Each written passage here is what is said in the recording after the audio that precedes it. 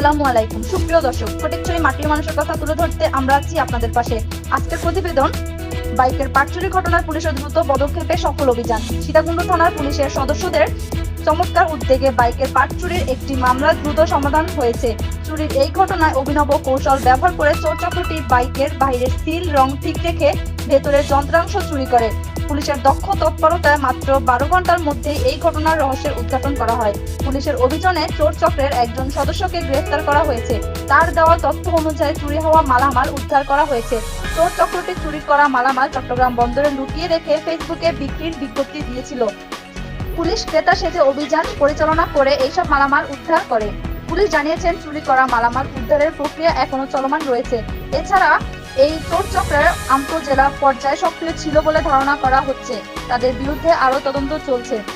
পুলিশের এমন দক্ষতা ও দ্রুত পদক্ষেপ নিঃসন্দেহে প্রশংসনীয়। সীতাকুণ্ড থানার পুলিশের এই সাফল্যে আমরা গর্বিত।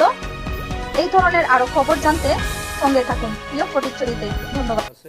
তবে আন্তঃজেলা চোর চক্রের সদস্য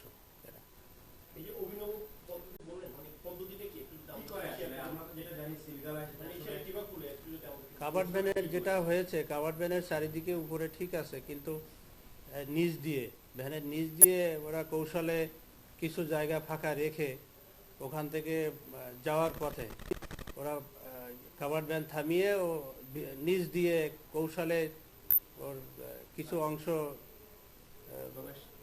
ভিতর দিয়ে প্রবেশ করে মাল বের করে নিয়ে আসে।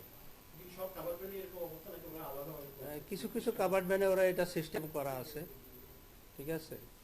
নিচের পার্টটা হয়তো বা নিচ থেকে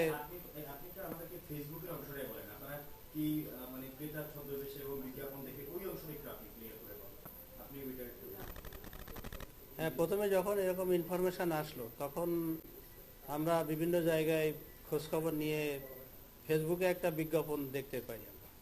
তো তখন আমরা আমাদের সোর্স নিয়োগ করে আমাদের তদন্তকারী কর্মকর্তা এসআই শাহাদাত তার টিমকে এনগেজ করি আমি, এবং তারা চট্টগ্রাম শহরের একটা ফেসবুক অ্যাকাউন্ট থেকে এটা অফার দিয়ে তারা পোস্ট করেছিল মাল বিক্রি হবে, চাকা আর কি, ইজি বাইকের চাকা।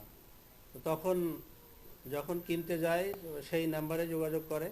তারা 3 লাখের মতো টাকা অ্যাডভান্স দেওয়ার পরে তারা তাদের গোডাউনে নিয়ে মাল হস্তান্তরের সময় বিষয়টা ফাইন্ড আউট হয়, ধরা পড়ে।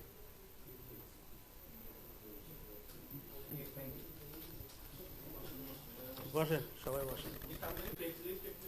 হ্যাঁ।